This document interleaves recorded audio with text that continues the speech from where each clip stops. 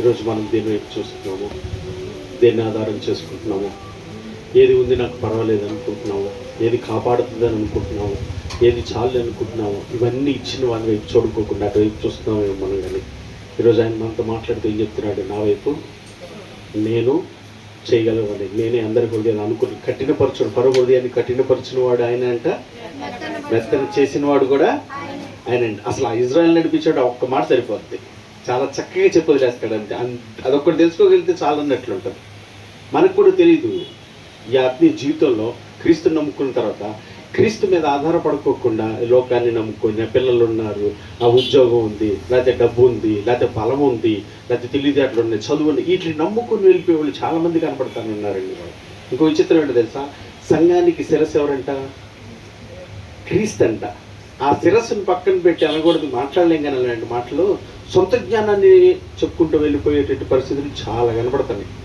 సంఘానికి శిరస్సు అయిన ఆయన ఆలోచన చొప్పున, ఆయన ఉద్దేశం చొప్పున, ఆయన మాట చొప్పున, ఆయన ఏది చేయమంటున్నాడో దాన్ని మాత్రమే చేయడానికి ఇష్టపడకుండా వాళ్ళు ఎలా ఉన్నారు తెలుసా, సొంత జ్ఞానాన్ని ఉపయోగించి పేరు కొరకు గొప్ప కొరకు మమ్మల్ని చూశారని చెప్పుకుంటూ ఒక్క సేవకుడు తప్పిపోతే చాలండి ఆ సంఘంలో ఎంతమంది మొత్తం అయిపోయినట్టు, అవుట్ మొత్తం.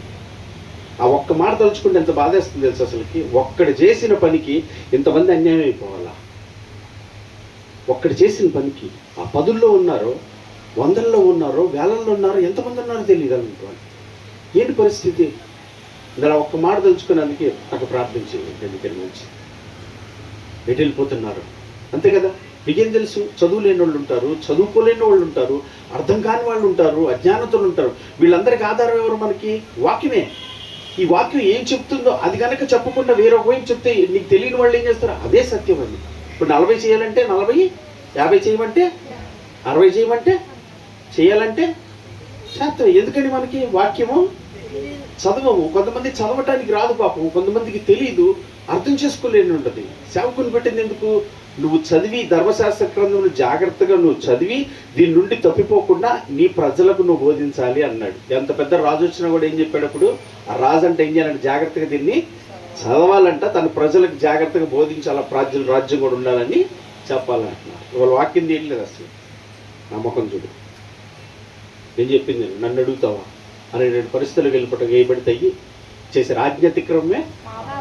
ఆయన చెయ్యొద్దు అన్న పని ఎప్పుడైతే చేసావు అప్పుడు మనం అయిపోయింది అక్కడితో, ఇంకా వేరే ఆలోచనే లేదు. అందుకే దైవజన్ ఆయన వైపే చూద్దాము. ఎవరైనా చెప్పినా వాక్యం అలాగుందా లేదని జాగ్రత్తగా చూసుకున్నప్పుడు, సత్యం చెప్తున్నారా లేదని జాగ్రత్తగా అర్థం చేసుకున్నప్పుడు సత్యం మనల్ని ఏం చేస్తంట, స్వతంత్రులుగా చేస్తుందంట. దేవుడికి స్తోత్రం కలిగి. మోయలేని భారాలు మీ మీద నేను మోపను. ఊరికి కూర్చొని ఏడిస్తే ఏ ప్రయోజనము లేదు. ఆయన ఎలాగ చేయమంటున్నాడో అలాగ చేస్తే మాత్రమే నీకు ఆయన కృప దొరుకుతుంది.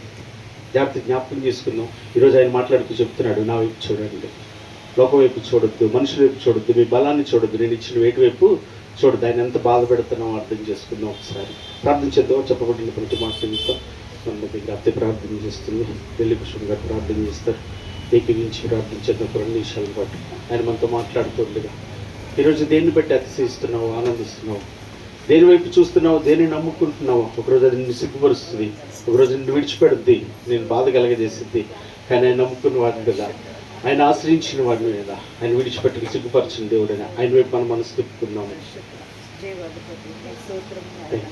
జీవము కలిగిన దేవా నీకే స్తోత్రాలు చెల్లించుకుంటున్నాము నాయన. ఉన్నవాడా అనువాడా నీకే స్తోత్రాలు చెల్లించుకుంటున్నాము నాయన.